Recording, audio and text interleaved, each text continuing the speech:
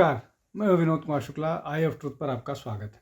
अभी RG car hospital में जो रेप एंड मर्डर केस हुआ था, उसमें जो आरोपी है संजय राय, उसको आजीवन कारावास की सज़ा हो गई।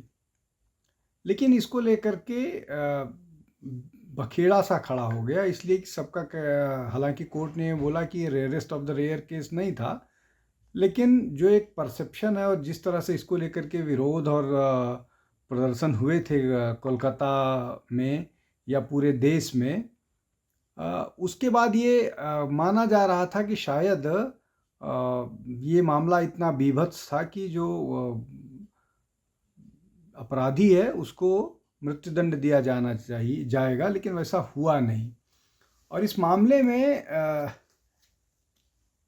जजमेंट आने के बाद ममता बनर्जी ने उस सेंटिमेंट को इस्तेमाल कर लिया और ये कहा कि अगर इन्वेस्टिगेशन पश्चिम बंगाल सरकार के पास होती तो वो इसको मृत्युदंड की सज़ा दिलाने में कामयाब हो जाते। चूँकि मामला सीबीआई को अदालत के आदेश के बाद सौंप दिया गया था, इसलिए कि इन्वेस्टिगेशन को लेकर के ऐसा डाउट किया जा रहा था कि पश्चिम बंगाल सरकार लापरवाही कर सकती है और अपने लोगों को या दोषियों को बचाने की कोशिश कर सकती है। हालांकि आरोप या प्राइमा फेसी ये लगता है कि वैसा हुआ, और ये जो मामला है कि उसको आजीवन कारावास मिला है, इसमें सरकार के रोल की या पुलिस की बड़ी भूमिका हो सकती है, इसलिए कि इनिशियली ही सारे एविडेंस डिस्ट्रॉय हो गए, पूरा केस इस तरह से बदल गया, पूरा केस इस तरह से सामने आया कि जो आरोपी है उसको उसके खिलाफ सबूत कितने मिले कितने नहीं मिले, इसको लेकर के संशय पैदा हुआ है। और सीबीआई ये लगातार अदालत को कहती रही है कि घटना के बाद जिस तरह से घटना स्थल पर लोगों ने तोड़ फोड़ की, उसके बाद उसका रिनोवेट कर दिया गया, उससे जो एविडेंस था उसको डिस्ट्रॉय कर दिया गया, और कितने लोग इसमें शामिल थे इसकी सही स्थिति नहीं निकल करके आई। लेकिन इन सब के बावजूद भारतीय जनता पार्टी, कांग्रेस, लेफ्ट समेत देश के सभी राजनीतिक दल ये कहते रहे कि इसमें सरकार की लापरवाही थी। वहाँ के जो प्रिंसिपल थे संदीप घोष, उनकी गिरफ्तारी भी हुई, बाद में उनको जांच भी हुई।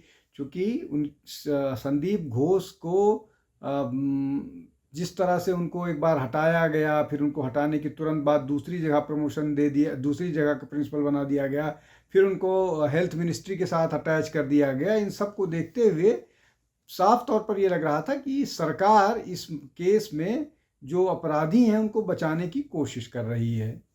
लेकिन एंड रिजल्ट क्या है? एंड रिजल्ट ये है कि ममता बनर्जी ने जजमेंट आने के बाद कहा कि वो पूरे मामले में अगर उनकी सरकार के पुलिस अधिकारी जांच कर रहे होते तो मृत्युदंड मिलता। अब इसमें सारा का सारा ठीकरा सीबीआई पर फोड़ा जा रहा है, और इसका मतलब ये है कि सरकार जो है, सरकार की एजेंसी जो है, वो इसको करने में नाकामयाब रही। और जिस तरह के स्टेटमेंट विक्टिम के परिवार से, विक्टिम के फैमिली की तरफ से आ रहे हैं, वो भी ये कह रहे हैं कि शायद इस पूरे मामले में सीबीआई जो है वो इन्वेस्टिगेशन ठीक से नहीं कर पाई, इसीलिए ये जो अपराधी है जिसको आजीवन कारावास हुआ है, इसको मृत्युदंड नहीं हो पाया। और जो पीड़िता का परिवार है उसका ये कहना है कि इसमें सिर्फ एक व्यक्ति संजय राय की संलिप्तता नहीं है, इसमें और लोगों की भी भागीदारी है, जिसको सीबीआई जो है वो साबित करने में या जिसको इस्टेब्लिश करने में नाकामयाब रही है। अब हालांकि इस मामले में जो प्रदेश सरकार का कहना था कि नहीं, सिर्फ संजय राय की संलिप्तता है, बाकी किसी की संलिप्तता नहीं है। लेकिन जिस तरह से केस अनफोल्ड हुआ है, जिस तरह से केस के बारे में बताया जा रहा है, उससे स्पष्ट है कि इस तरह का काम एक व्यक्ति नहीं कर सकता है। अब इसको थोड़ा सा पीछे जाकर के समझने की कोशिश करते हैं कि ये जो मेडिकल कॉलेज की छात्रा थी, इसके साथ दुष्कर्म हुआ था और इसके बाद इसकी हत्या कर दी गई थी। उसके बाद से कलकत्ता में बवाल हुआ था। प्रिंसिपल वहाँ जो थे वो उनको भी इस पूरे घटनाक्रम में अपराधी मतलब दोष वो बनाया गया है। लेकिन जब ये घटना घटी उसके बाद से जो घटना स्थल है वहाँ तोड़फोड़ हुई, सरकार उसको रोकने में नाकामयाब रही, लेकिन विरोध प्रदर्शन को लेकर के सरकार सख्त थी। तो कुल मिलाकर के सरकार ने सख्ती जहां दिखानी चाहिए थी, मतलब मैं प्रदेश सरकार की बात कर रहा हूं, वहां उन्होंने नहीं दिखाई, और जहां नई सख्ती दिखानी चाहिए थी वहां उन्होंने सख्ती दिखाई। और ये जो आरोप लगे कि एविडेंस को डिस्ट्रॉय किया गया, वो बात प्राइमा फेसी बहुत सारे लोग सही भी है और बहुत सारे लोग ऐसा कह भी रहे हैं। सीबीआई ने भी कहा और भी लोगों ने कहा। लेकिन जो इन सब आरोप और प्रत्यारोपों के बीच आप याद कीजिए कि जब निर्भया वाला कांड हुआ था तो किस तरह से पूरा देश उद्वेलित हो गया था, और उसके बाद शीला दीक्षित की सरकार और केंद्र सरकार को उसका बड़ा खामियाजा भुगतना पड़ा। लेकिन क्या वैसी स्थिति पश्चिम बंगाल में नहीं थी? पश्चिम बंगाल में भी विरोध प्रदर्शन लगभग उसी तरह से उग्र था, और उसके बावजूद वहाँ कुछ नहीं हो पाया, जो स्पष्ट तौर पर यह बता रहा है कि जो बात कही जा रही थी कि इस पूरे मामले में पॉलिटिकल नुकसान जो ममता बनर्जी को होना चाहिए था वो नहीं हुआ। अगर आप उसको असेंबली बाई इलेक्शंस की बात देखिए तो एक जो जिन सीट्स पर बाई इलेक्शंस हुआ उनमें एक सीट भारतीय जनता पार्टी के पास थी, उसको भी तृणमूल कांग्रेस ने हड़प लिया और वहाँ से बीजेपी को गायब कर दिया। तो कुल मिलाकर के अगर आप इसमें राजनीतिक दृष्टि से देखें तो राजनीतिक दृष्टि से इस पूरी परिस्थिति में ममता बनर्जी ने गेन किया है। इसमें जिस तरह से भी जो भी पॉलिटिकल स्किल्स या जो भी पॉलिटिकल जो भी स्ट्रेटजी या जो भी तरीका उन्होंने अपनाया, वो ये अलग बात है कि वो जो सेंटिमेंट अपनाती हैं उसके कारण उनका दायरा सीमित है, वो पश्चिम बंगाल से बियॉन्ड नहीं जा सकती हैं।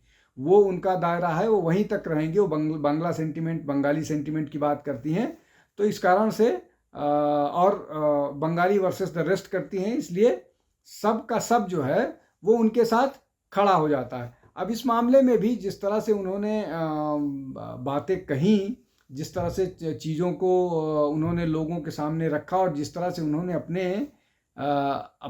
अपनी योजनाओं को कार्यान्वित किया, उस दृष्टि से वो पूरी तरह से कामयाब रही हैं। और जो ये दोषारोपण हो रहा था कि इस मामले में विरोध प्रदर्शन हुआ और रिस्पॉन्सिबल ठहराया गया प्रदेश सरकार को, ममता बनर्जी की इमेज को धक्का लगा, वो सब को उन्होंने दरकिनार कर दिया। और वो इस पूरे उसमें दोषी ठहराने या उसके लिए प्रदेश सरकार को जिम्मेदार ठहराने की बात तो दूर समझिए।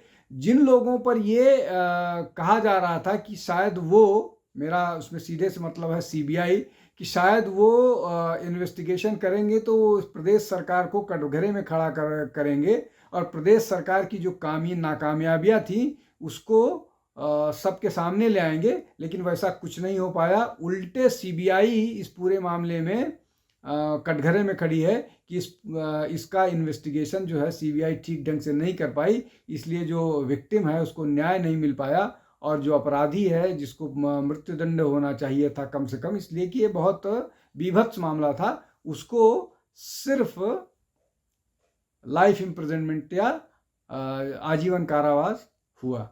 आज के लिए बस इतना ही। बहुत बहुत धन्यवाद। नमस्कार। हमारे चैनल आई ऑफ ट्रुथ को सब्सक्राइब कीजिए YouTube पर, इसे फॉलो कीजिए Facebook पर, Instagram पर, Twitter पर और कू पर।